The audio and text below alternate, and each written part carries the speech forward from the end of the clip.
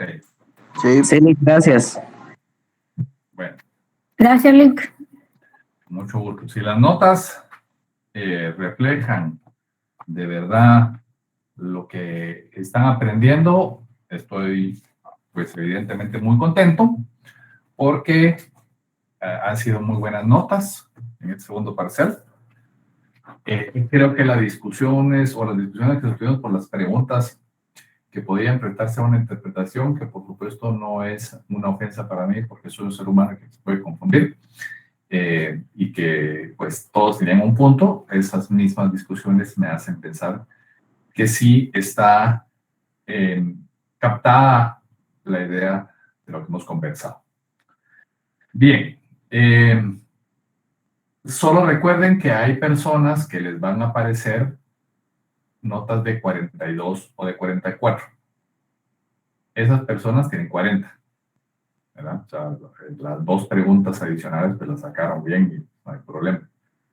Eso no quiere decir, como dijeron en el chat, que el de 40 lo bajemos a 38 o el de 38 a 36. Por favor, para que lo tengan claro. Bien, entonces ponemos a grabar.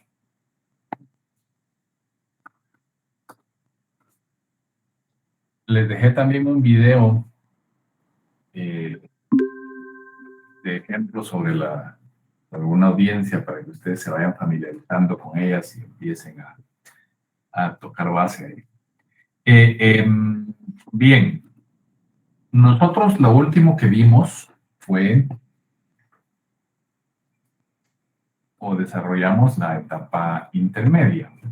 En esa etapa intermedia, perdón, que va pasando un avión.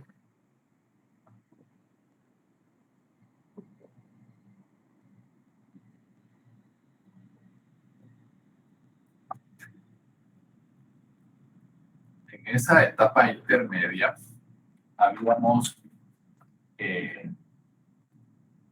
recorrido pues que hay una acusación después de que se hace la investigación en la etapa preparatoria, hay una acusación en la que nos hace pasar a la etapa intermedia. Es una etapa en la que pues se analiza, se evalúa la solicitud del Ministerio Público, para lo cual hay una audiencia y en esa audiencia pues habrá una resolución una vez que se ha defendido por las partes, se ha defendido por el Ministerio Público o atacado la decisión de acusar.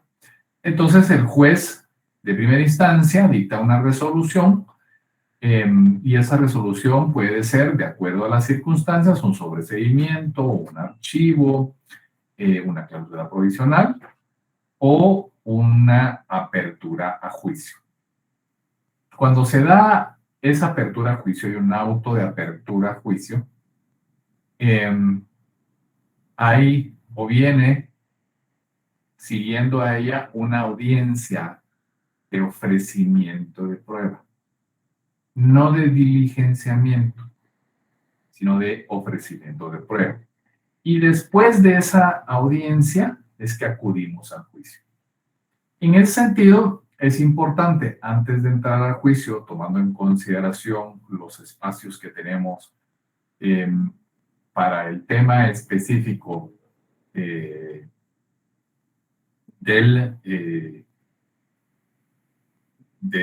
juicio, creo que es importante entender no solo cómo se da la audiencia de ofrecimiento de pruebas, sino cómo se debe de manejar la prueba en materia penal. Y ahí hay una vasta regulación que nosotros tenemos que atender. Entonces, en estas sesiones que son próximas, nosotros voy a quitar la cámara para poder usar la pizarra. Nosotros vamos a dedicarnos a la prueba.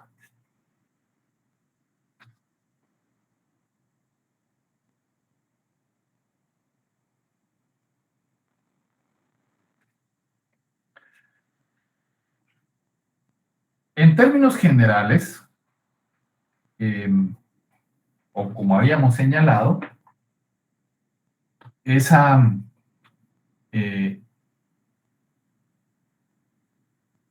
al haberse presentado un acto conclusivo que implica la acusación, debe llevarse a cabo esa audiencia oral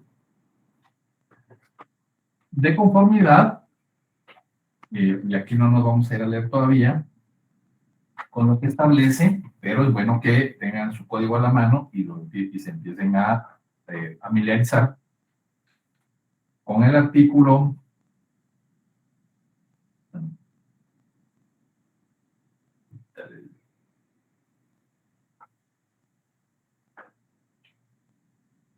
340.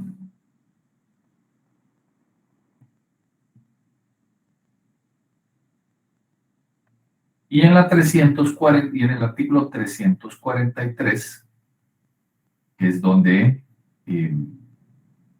se señala o se establece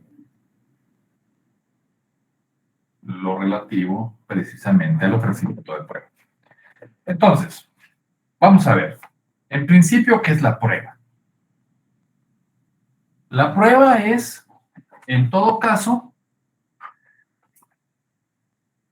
el medio para demostrar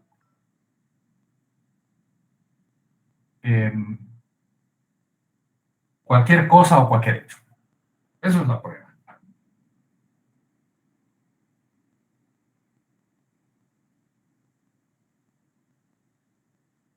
Es el medio, y esto lo pongo ahí para que lo tengamos, solo como idea, porque no me voy a poner a preguntarles de memoria una definición, pero sí tenemos que entender que el concepto general es que es un medio para demostrar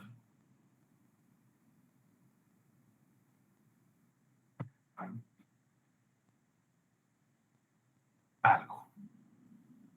Ese es el concepto general de la prueba. Queremos demostrar algo. Y la prueba es el medio para demostrar. Queremos probar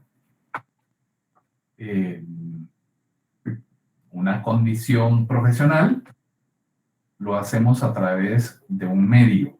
Ese medio puede ser documental, ese medio puede ser un testimonio, como ya veremos, habrán diferentes fórmulas. Y por supuesto, ustedes encontrarán una infinidad de definiciones en cualquier libro de derecho procesal, en libros de teoría general del proceso o en los mismos de derecho procesal penal, en la que, y serán abundantes, porque cada quien le va a poner la semántica que corresponda. Pero en última instancia, lo que queremos es demostrar algo. Y ese es el concepto general de prueba. Es el concepto común y es el concepto del cual se acoge cualquier definición de técnica de derecho procesal.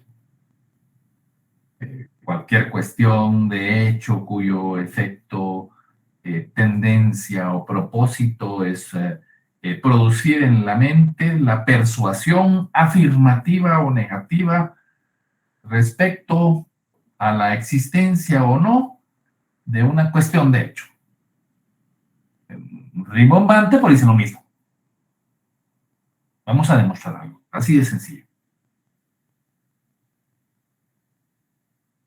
Ahora, en el contexto jurídico procesal, los medios o elementos, los instrumentos, son los que sirven para comprobar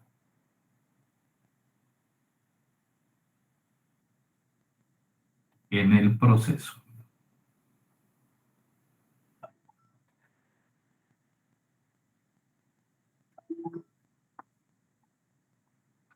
Entonces, en principio,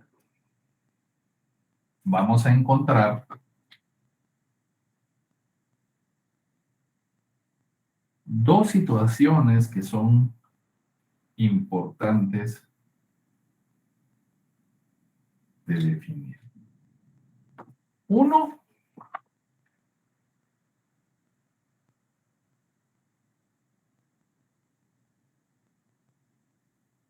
es el principio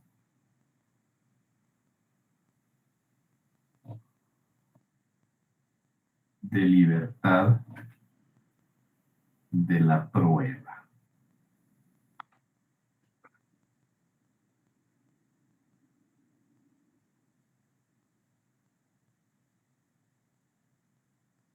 Alguien, por favor, que tenga la bondad de levantar la mano y la disposición de leer. Dejen su mano levantado Lenny y César Franz. Luego, bueno, déjenlo ahí porque vamos a ir un poquito más de fondo, los tres. Está bien. Entonces, Lenny, por favor, léeme el artículo 182 del Código Procesal Penal.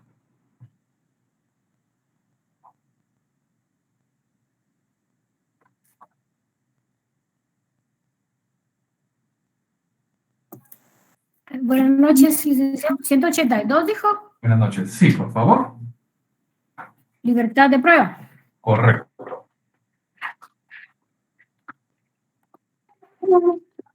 Artículo 182, libertad de prueba. Se podrán probar todos los hechos y circunstancias de interés para la correcta solución del caso por cualquier medio de prueba permitido. Regirán en especial las limitaciones de la ley relativas al estado civil de las personas. Muchas gracias, te agradezco mucho, Lenny. Aquí está el concepto general de la libertad de la prueba, que es que podemos probar todo hecho o toda circunstancia que sea de interés para la averiguación de la verdad y especialmente para solventar correctamente el caso por cualquiera de los medios permitidos.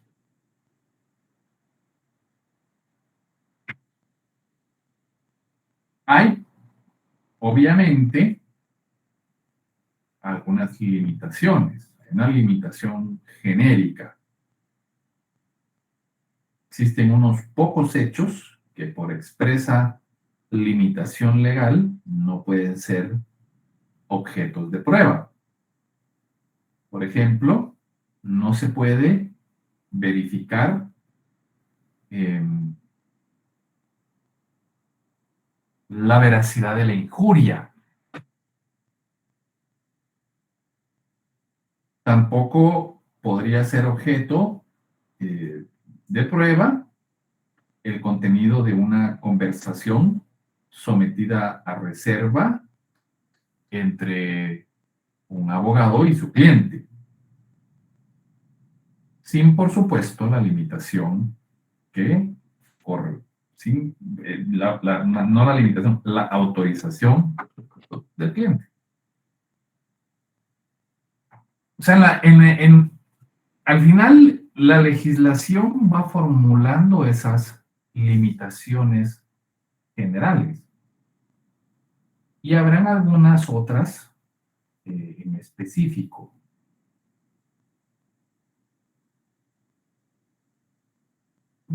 Vemos, dentro de esas específicas, lo más importante es que no pueden ser objeto de pruebas las circunstancias que no estén relacionadas con la hipótesis del caso. Y así irán viendo algunas que establece la propia legislación, ¿no? Pero en términos generales tenemos esa libertad. César Franz, por favor, lee el artículo 185.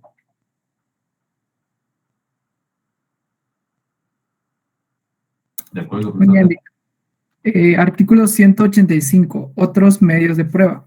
Además de los medios de prueba previstos en este capítulo, se podrán utilizar otros distintos, siempre que no supriman las garantías y facultades de las personas reglamentadas en este código o afecten el sistema institucional. La forma de su incorporación al procedimiento se adecuará al medio de prueba más análogo de los previstos, en lo posible. Como veremos, gracias y gracias, Lenny. Como veremos más adelante, hay una serie de medios probatorios que establece el código y hay una fórmula para presentarlos.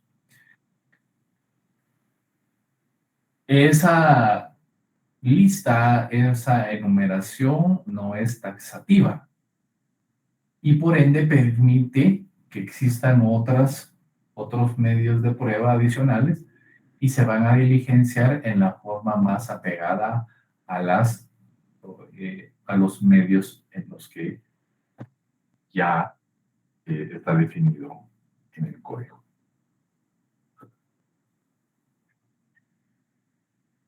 Ahora bien, hay una particularidad especial en la prueba. ¿Quién me había levantado la mano? Me la bajó. Ana Beatriz. A ver, Ana Beatriz, por favor, léeme el artículo 184 del Código Procesal Penal.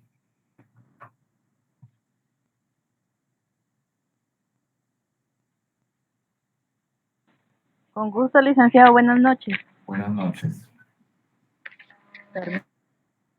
Permítame un momento. No hay problema. Artículo 184. Hecho notorio.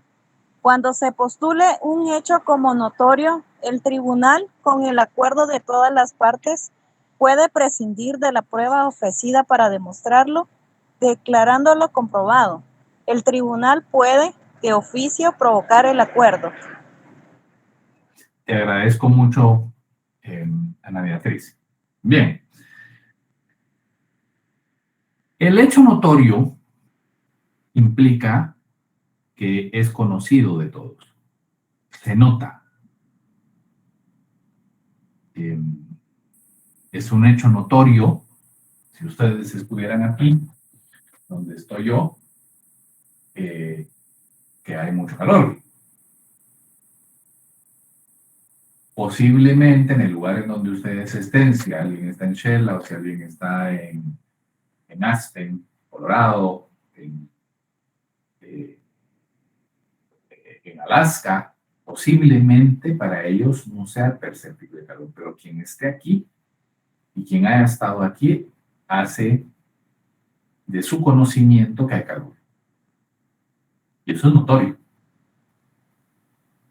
Y la ley lo que prevé es que ese hecho que es notorio para las partes no tenga que surtir el proceso de prueba, porque ya se conoce, y esto es algo que se define tanto en materia penal como en materia civil. Entonces, si una parte, en un proceso, si una de las partes quiere probar la existencia de un distrito que se llama 4 grados norte en la zona 4 de la ciudad de Guatemala, y para eso pide un reconocimiento judicial, pues el tribunal puede pedirle a las partes dar por probado que existe 4 grados norte en la zona 4.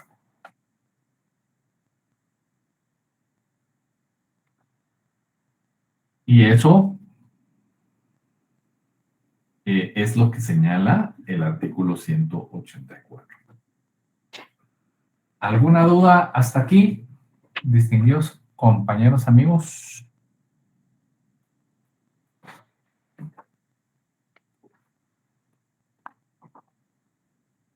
Bueno, ahora vamos a entrar en los medios específicos de la prueba.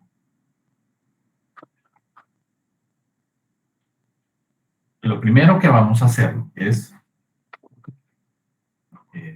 ubicarnos, por favor.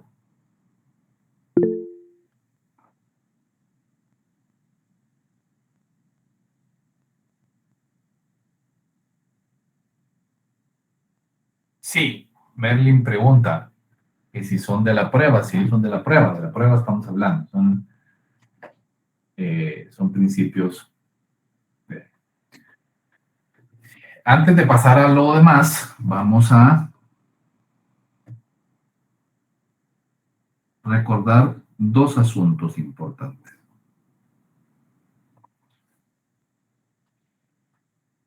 Uno, que hay alguna prueba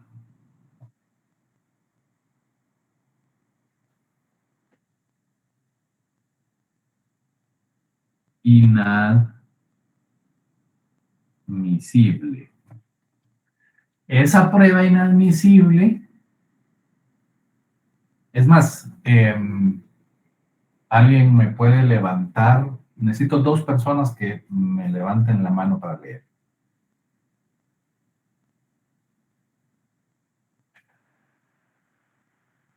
Voy a poner a Carla Yamilet Ramírez primero y después a Milagro Estefanía. Carla Yamilet, por favor, léeme el artículo 183 del Código Procesal Penal. Artículo 183. Prueba inadmisible. Un medio de prueba, para ser admitido, debe referirse directa o indirectamente al objeto de la averiguación y ser útil para el descubrimiento de la verdad. Los tribunales podrán limitar los medios de prueba ofrecidos para demostrar un hecho o una circunstancia, cuando resulten manifiestamente abundantes.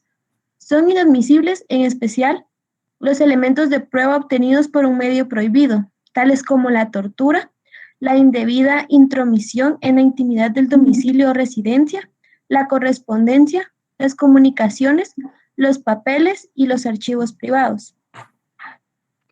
Muy bien, muchas gracias, Carla Yamilet. Te agradezco mucho.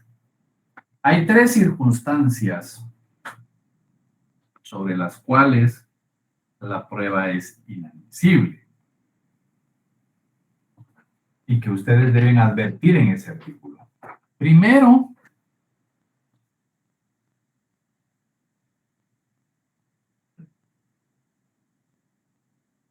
si no se refieren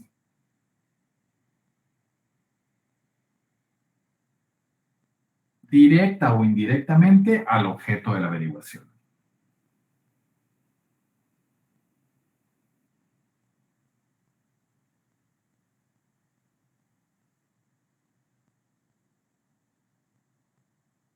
Eso es lo primero que tenemos que entender.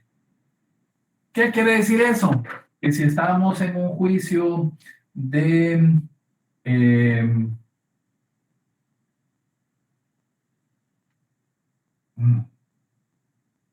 estafa mediante cheque, o de estafa en general, para ponerlo de ejemplo, de estafa, y nosotros queremos probar una estafa que me hizo mi vecino Juan Pérez. Se la hizo a Ronnie Aguilar. Ronnie Aguilar presenta la denuncia, la querella, y empiezan el proceso. Pero yo, como querellante adhesivo, le pido o ofrezco como medio para probar la estafa,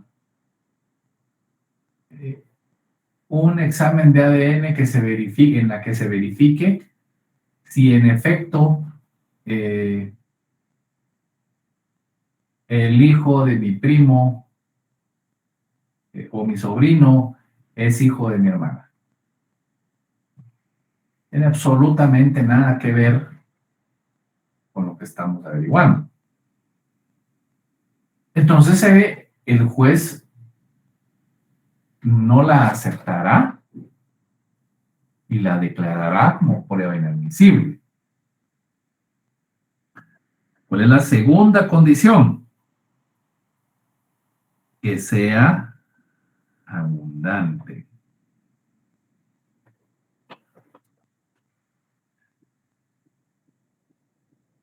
una persona mata a otra y presentamos 300 testigos que van a decir lo mismo. Es una prueba abundante. Y 3, obtenido por un medio prohibido. Ahí se establecen los ejemplos de los medios prohibidos. Si obtenemos una confesión o un testimonio a través de la tortura, si obtenemos un medio de prueba a través de un allanamiento ilegal a una vivienda o a una oficina, si lo obtenemos abriendo correspondencia ajena,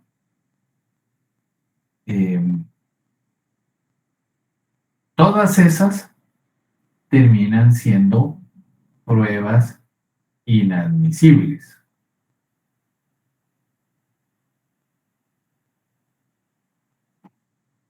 Que además, si ustedes lo quieren poner ahí,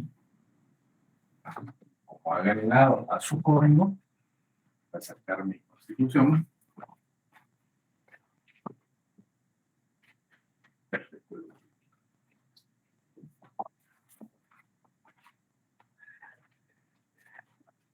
Le pueden poner ahí una referencia relativa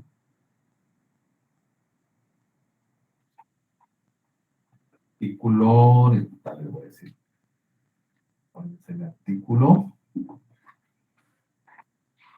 23 de la Constitución Política de la República, que se refiere a la inviolabilidad de la vivienda. El 24 a la inviolabilidad de la correspondencia, documentos y libros.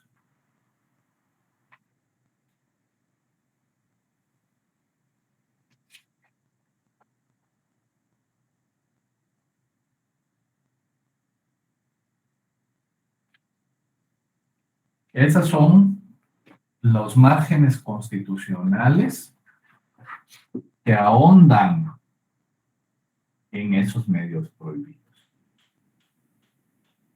¿Alguna duda hasta acá? Bueno, ahora, por favor, Milagro Estefanía. Licenciado, buenas noches. Sí, buenas noches, Rosa María. Ay. Gracias, Vic. Perdone que no haya levantado la mano, no encuentro la opción aquí.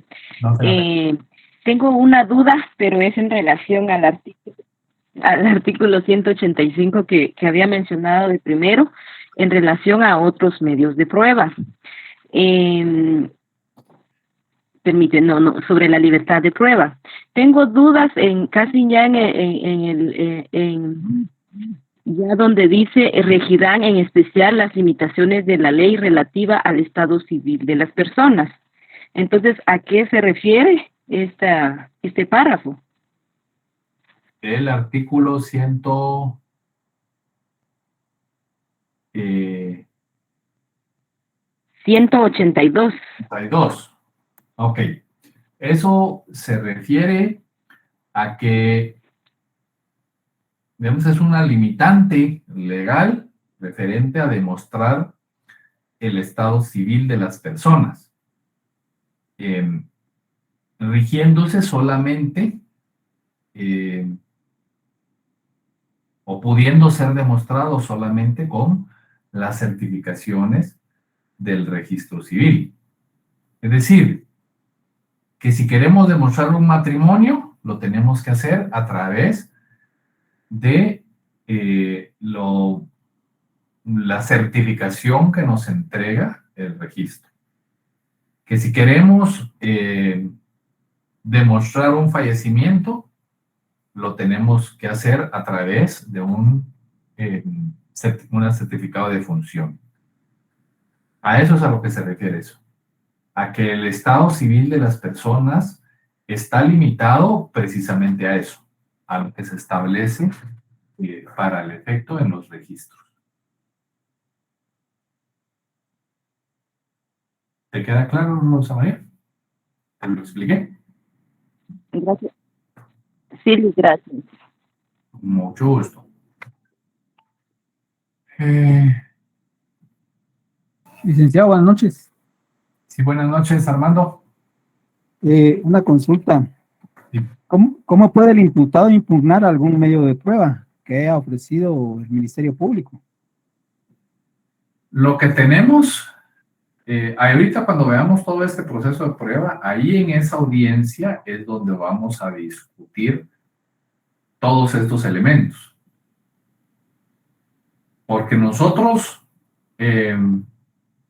acuérdate que en estos momentos es ofrecimiento. Yo solo estoy diciendo que y les voy a dejar una audiencia de eso para que ustedes lo vean. Por ejemplo, yo digo, voy a demostrar el matrimonio del señor Armando Román con fulanita. Para eso voy a ofrecerlo a través de la certificación de la partida de matrimonio extendida por el registro nacional de las personas en tal cosa. Con lo cual se prueba que el señor estaba casado a tal fecha. ¿Ya?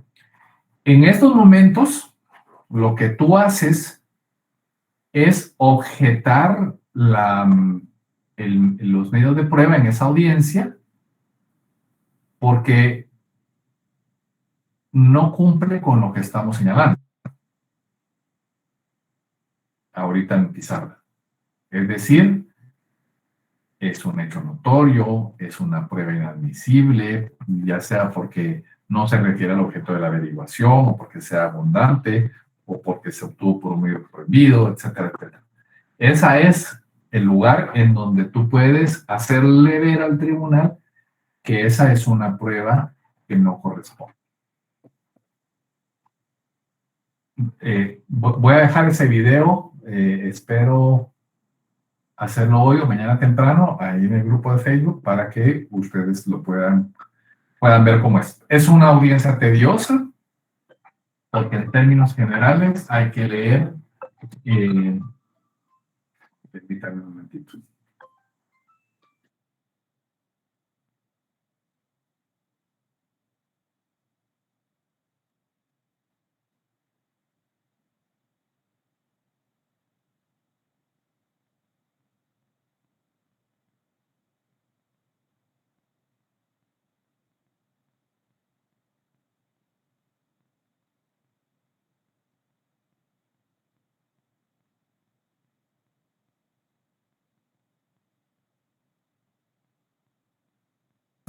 Mil disculpas. Entonces, les decía te decía Armando, que en esa prueba, en esa audiencia, que es una audiencia tediosa en la que describimos con precisión el medio de prueba que vamos a usar y qué es lo que vamos a probar con ellos. Y ahí es donde se hace esa definición, es decir, yo como contraparte, lo que debo de hacer es atacar el medio de prueba por las razones establecidas. O sea que solo existirían esos tres supuestos para contradecir la prueba. Sí, porque digamos, por ejemplo, si fulano mató a una persona y hay un medio de prueba que se refiere en el que es la prueba de la parafina, por ejemplo, o la prueba balística en la que se indica que el proyectil corresponde al arma de fuego que es propiedad de él, pues eso es legal. Lo que tendremos que hacer no es objetar la prueba, sino en todo caso objetar los argumentos. Y eso es en juicio. Porque yo no puedo, que sea mi arma, no implica que sea yo el que disparé. ¿Me entiendes? Pero yo no puedo simplemente sacar una prueba que sí cumple con los requisitos. En todo caso, yo lo que tendré que hacer es presentar las pruebas de mi parte que corresponde. ¿ya? Y usar las pruebas que usa la otra parte. Pero la prueba para excluirla, la única fórmula es con estos señalamientos que hacemos. Lo demás es una prueba legal. El Ministerio Público lo puede presentar y tú puedes presentar el tuyo. Por ejemplo, un testimonio de las enfermeras en la cual yo a la hora del asesinato estaba en el hospital fulano tal, me estaba atendiendo en mi emergencia. Por ejemplo.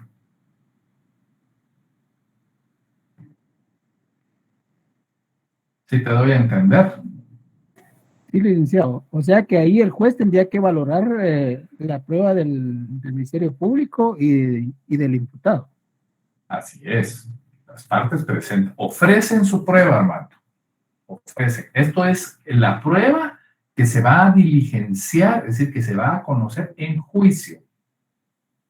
¿Ya? Y que ahí es donde la grabación de tal cosa en la cual se hace constar en la escucha de tal cosa autorizada por el juzgado no sé cuántos, en la cual se puede verificar que el señor X estaba ofreciéndole 100,000 quetzales a un policía por dejarlo libre, por ejemplo. Y esa se va a sacar hasta allá. Y ahí, entonces van a decir, no, mire, es que lo que pasa es que les está haciendo por sacar unas vacas del potrero. Y en efecto, mira, aquí están las fotos donde fuimos a sacar el potrero. Las vacas, ¿me entiendes? O sea, ahí ya te juegas con los argumentos. Pero una prueba, si es real y se refiere al objeto de la averiguación, no puede ser señalada.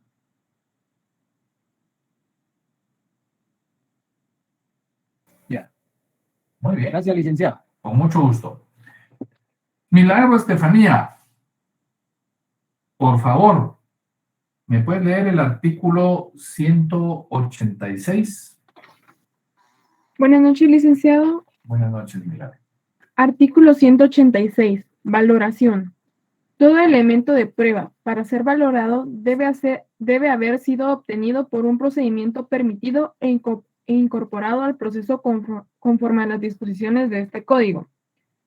Los elementos de prueba así incorporados se valorarán conforme el sistema de la sana crítica razonada, no pudiendo someterse a otras limitaciones legales que no sean las expresamente previstas en este código. Muchas gracias, Milagro Estefanía. Hay diferentes sistemas para valorar la prueba. El que acoge nuestro código es el de la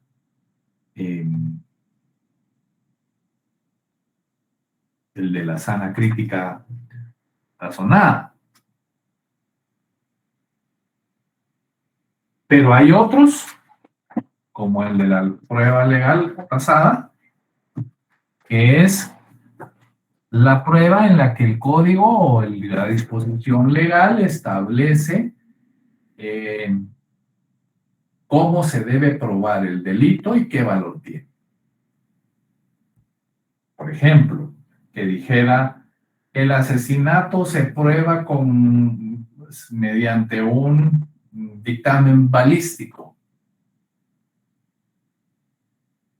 Y esa es una verdad irrefutable, y si se prueba que en el dictamen balístico que él es el propietario, que es el arma, entonces el propietario es el culpable. En ese caso, la ley le está dando de forma tasada, de forma encuadrada, cuál es el valor de esa prueba. Cómo se debe probar para ese delito y qué valor va a tener. Esa es la prueba legal o tasada. También existe la íntima convicción, que es muy libre, porque ahí ese sistema lo que presenta es la posibilidad de que la persona toma su decisión sin tener que basarse en ninguna regla abstracta, ninguna valoración probatoria específica, sino que es sobre la base a la prueba que se presenta Y quien resuelve debe decir cuál es la hipótesis que estima como cierta. Es decir, tampoco es que vengan a decir, es que mire, yo le creo a Johnny Depp porque él es más guapo que la señora. No, no, no. Y eso, y las excusas, espero que las estén siguiendo, este juicio es tan interesante. Pero si no, es un juicio que ha estado llamando mucho la atención en los Estados Unidos.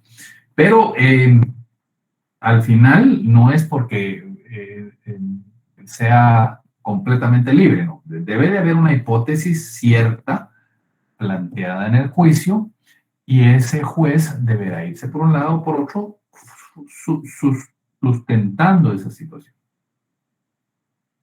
Ahora, la sana crítica razonada, que es la que acoge nuestro código, no es esa de que se acoge a una hipótesis planteada en el juicio, pero tiene que tener como basamento un análisis racional y lógico.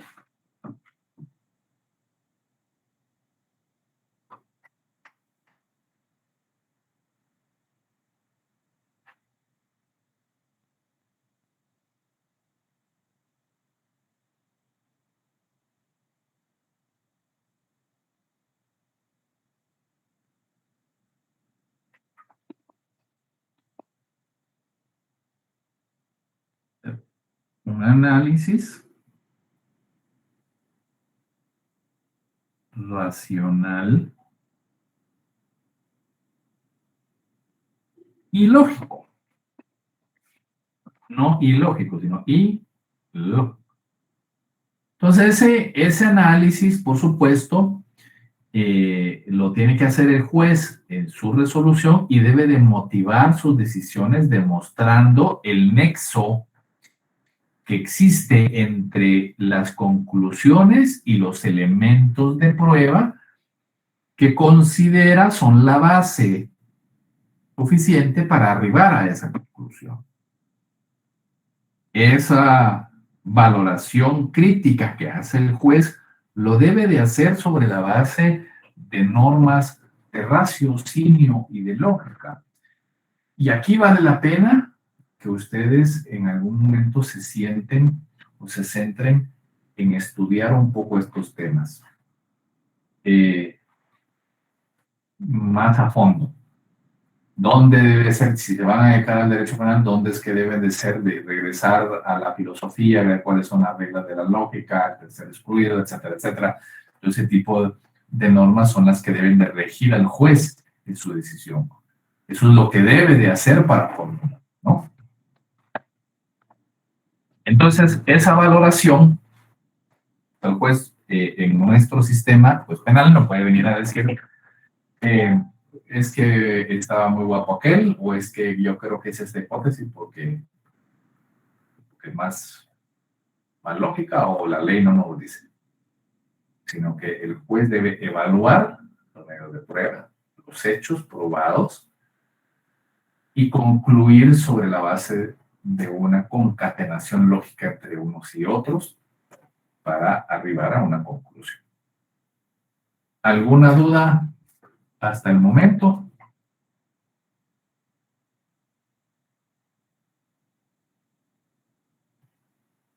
¿Estamos claros o de verdad no me agarran la... Bien. Entonces,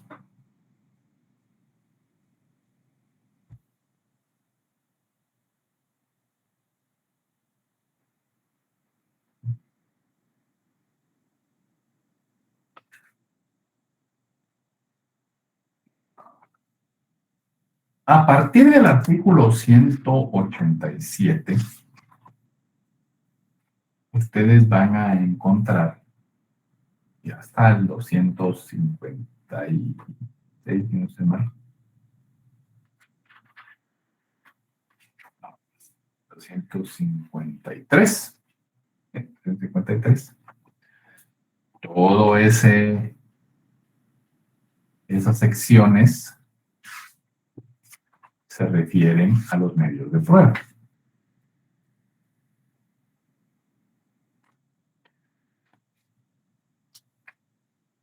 En los primeros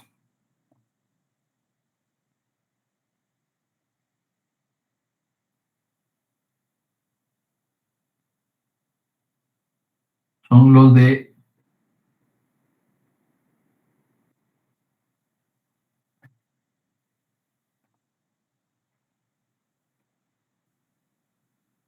comprobación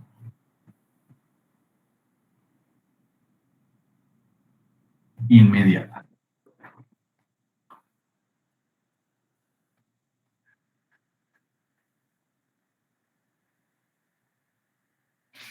Estos son medios de prueba que establece el código que define el código para establecer de forma inmediata los hechos o las circunstancias en que pudo haber sido cometido un supuesto delito. Y en todo caso, si alguno de estos se realizó, pues pueden ser medio de prueba para ser presentados ya en el debate.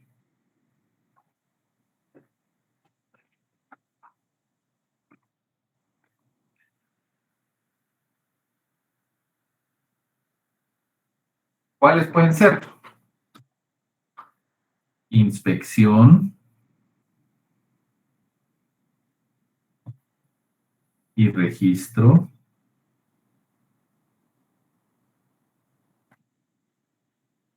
de lugares, cosas o personas.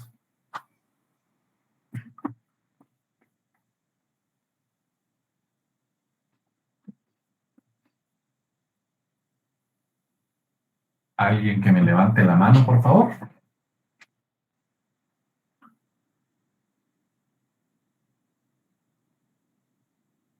Que tengas la disposición de leer.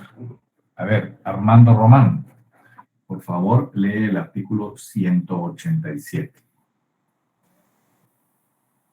Sección segunda, comprobación inmediata y medios auxiliares. Artículo 187, inspección y registro. Cuando fuere necesario inspeccionar lugares o cosas o personas, porque existen motivos suficientes para sospechar que se encontraban vestigios del delito, o se presuma que en determinado lugar se oculta el imputado o alguna persona evadida, se procederá a su registro con autorización judicial. ¿Sigo? Sí, por favor. Mediante la inspección se comprobará el estado de las personas, lugares y cosas, los rastros y otros efectos materiales que hubiera de utilidad para la averiguación del hecho o la individualización de los partícipes en él. Se levantará acta que describirá detalladamente lo acontecido y cuando fuere posible se recogerán o conservarán los elementos probatorios útiles. Si el hecho no dejó huellas, no produjo efectos materiales, desaparecieron o fueron alterados, se describirá el estado actual, procurando consignar el anterior, el modo, tiempo y causa de su desaparición y alteración. Y los medios de prueba de los cuales se obtuvo ese conocimiento, análogamente se procederá cuando la persona buscada no se halle en el lugar. Se pedirá en el momento de la diligencia al propietario o quien habita en el lugar donde se efectúa presenciar la inspección o, cuando estuviere ausente, a su encargado. Y a falta de este, cualquier persona mayor de edad, refiriendo a familiares del primero. El acta será firmado por todos los concurrentes. Si alguien no lo hiciera, se expondrá la razón. Muchas gracias, te agradezco mucho. Bien. Ahora en Semana Santa tuve la oportunidad de leer una pequeña novela escrita por un distinguido y respetable colega que además gozo de la dicha de su amistad, que es el doctor Julio Prado, y es una novela que se llama La noche viene sin ti. Esta novela narra de alguna forma su paso por la Fiscalía de la Mujer hace muchos años, y le tocó vivir a él investigaciones de casos monstruosos sobre prostitución, sobre tráfico infantil, sobre adopciones ilegales, y temas bastante interesantes y escabrosos.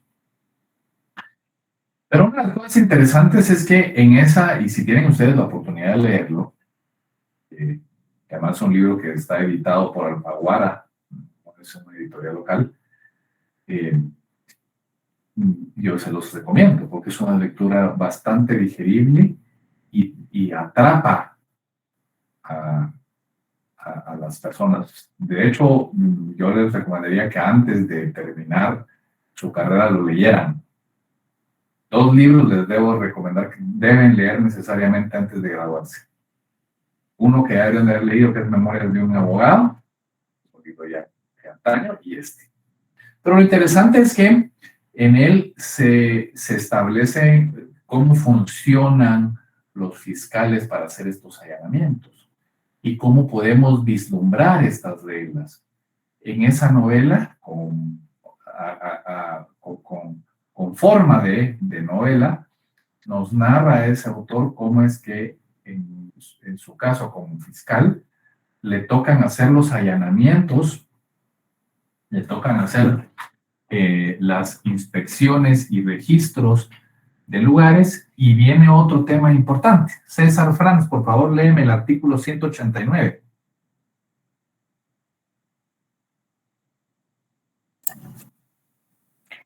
Artículo 189. Horario. De ordinario, los registros en lugares cerrados o cercados, aunque fueren de acceso público, no podrán ser practicados antes de las 6 ni después de las 18 horas. Gracias, Franz, te agradezco mucho. Esto, obviamente, nos da la luz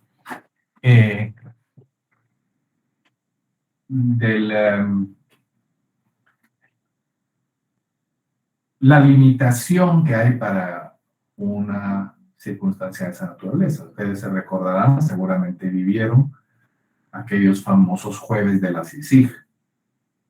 Jueves en los que a las 6 de la mañana empezaban, y posiblemente fiscales y policías se coordinaban muchas horas antes, pero a las 6 en punto de la mañana estaban irrumpiendo con orden de juez los lugares en donde hacían las inspecciones y registros de lugares, de cosas y de personas. Y entonces es interesante porque a partir de eso debemos entender que hay una limitación para hacerlo, que es en ese horario, y hacía alusión a eso porque precisamente en la novela que les digo, que se llama, que vi que alguien preguntó, que se llama La noche viene sin ti, los hechos que se investigan por este fiscal son hechos que acaecen pues fuera del horario, ¿no? Lupanar, la casa de burlesque, no abre a las 6 de la 8 de la mañana. Abre precisamente fuera de ese horario, ¿no? Y entonces el fiscal narra cómo cómo tenían que hacer para poderlo realizar. Y prácticamente entraban a las 5:59 para quedarse fuera de esa limitación. Y por supuesto, hay, como veremos, ya llegamos a la hora, hay otro artículo que es importante que lean, es el artículo 193, que se refiere a oficinas o edificios públicos y una serie de lugares que están abiertos al público en los que el allanamiento o inspección y registro tiene una regla diferente. Bien.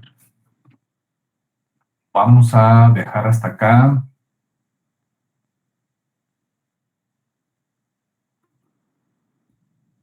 La sesión de hoy por haber llegado a la hora que nos corresponde. Sí, César Franz, por favor. Lick, solo podría regresar a la pizarra anterior, disculpe. Sí, claro que sí.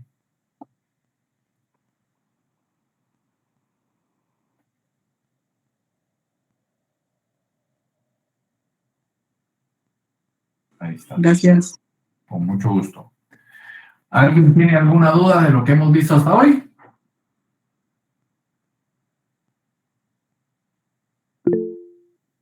Sí, Fátima, por favor, adelante.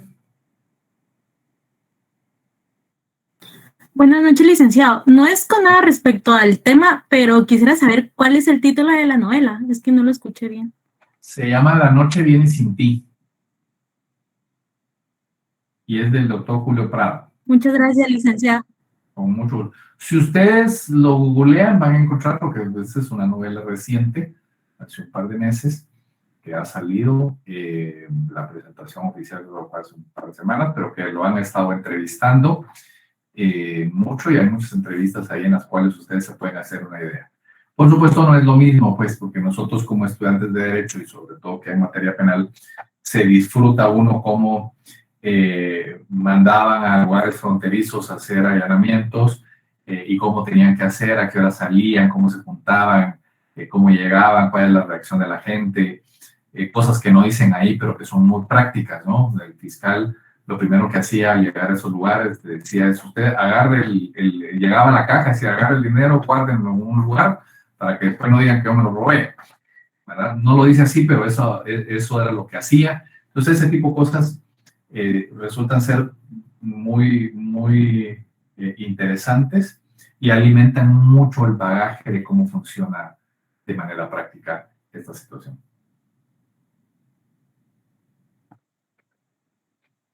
¿Alguna otra duda? Sí, licenciado. Por favor. El imputado, ¿cuándo presenta las pruebas de descargo? O sea, a favor de él en la audiencia. En la audiencia aparece. Bueno, sí. Hay una etapa de investigación. Es la etapa preparatoria, ¿verdad? ¿Te recuerdas? En esa etapa preparatoria, en esa investigación, y recordemos, vamos a regresar ahí al doble papel que debe de jugar el Ministerio Público, tanto para acusar como para indagar sobre la verdad real. Entonces, el Ministerio Público es un colaborador también del acusado para ir definiendo una línea investigativa. Si yo soy acusado, por ejemplo, yo no puedo ir a una oficina pública a pedir que me den un informe de algo, ¿no? Porque, por supuesto, me van a demandar por un tubo. Pero el Ministerio Público sí lo puede hacer. O no puedo ir a una entidad bancaria a pedir los estados de cuenta de los últimos 5 años de las cuentas de mi esposa, o de mi hijo, o de mi vecino. Lo tengo que hacer a través del Ministerio Público. El Ministerio Público tiene que pedir, tiene que autorizar el juez, etcétera, etcétera. Entonces, en esos momentos es que empieza el desarrollo de las pruebas. Ahora, en esto, aquí vamos a ofrecer las pruebas que se van a diligenciar en el debate. ¿Sí?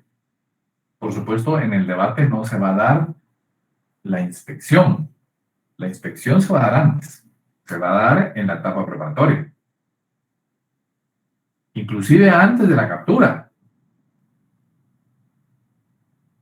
Porque es una investigación en la que podemos o es necesario ir a buscar, si digamos, yo fui un funcionario público y me están acusando de haber cometido, haber recibido dinero por hacer negociaciones ilícitas. Van a venir a mi casa no solo a traerme, sino a buscar qué es lo que hay. Eso lo documentan, levantan un acta, que es lo que dice el artículo que acabamos de leer, y en esa acta se define que se llevan. Y en este ofrecimiento de prueba, si hay algo relevante, van a ofrecerlo como prueba, van a decir, señor juez, ofrecemos la inspección y registro en la vivienda del licenciado René Patricio Aguilar, en la que se encontró, de acuerdo al acta, cheques de la empresa con la cual la cobró, 100,000 quetzales en efectivo o 5 millones de quetzales en efectivo, un arma de fuego, y ahí se describe todo eso. Y eso obviamente es con lo cual yo voy a hacer entrar en razón a otro tribunal, que es el que va a llevar la dirección del debate, que es el mero juicio, porque ahí es donde de verdad vamos a dilucidar. Aquí lo que hay antes de esto, en la etapa preparatoria, es una investigación, y nosotros en el recorrido de esa investigación, que es buscar medios de prueba para esto, para llegar a la verdad real, en ese recorrido lo que hacemos con la vigilancia de juez de primera instancia es encontrar etapas en las que podemos ir dilucidando si en efecto hay o no posibilidades de pensar la certeza de mi participación en un hecho delictivo. Pero ahí, tú como imputado, con tu defensor, lo vas a poder hacer desde el primer día que se empieza la etapa preparatoria. En el momento que se investigue, tú le puedes pedir al Ministerio Público, para probar que en efecto el que realizó el delito fue mi vecino de la casa 16, solicito que se haga una inspección, un registro a la vivienda ubicada en tal lugar, en la cual determinamos probar tal cosa. Y el Ministerio Público tiene que hacer, bueno, puede decidir que no. Puede decir, mire, ahí usted está equivocado porque eso no tiene nada que ver. Entonces yo acudo al juzgado a una audiencia de discrepancia en la que definimos si tengo o no la razón, y el juez decide, en todo caso, si se hace o no se hace, se efectúa o no ese medio de prueba. Así es como funciona. Que lo estemos viendo ahorita no quiere decir que ahorita en el juicio o en la etapa intermedia se desarrolle. No, esto viene de la investigación. Otra cosa es que ya los juntamos en la etapa intermedia, juntamos todos los medios de prueba, que es lo que vamos a ver ahorita, y los ofrezco en la etapa intermedia. Yo voy a probar con esto. Porque hice 20 medios de prueba, realizamos 20 medios de prueba, y de los cuales encontramos que pues solo 5 son válidos para probar, porque nosotros no encontramos nada. Entonces yo solo voy a ofrecer para el debate esos 5. ¿Te logré explicar, Armando? Perfectamente. Gracias, licenciado. Con mucho gusto. Perfecto. ¿Alguna otra duda?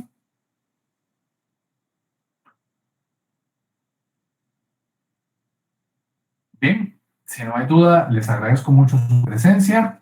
Les deseo una muy feliz y refrescante noche. Y nos vemos el próximo martes 3 de mayo, si Dios no dispone otra cosa, para continuar con los medios de prueba.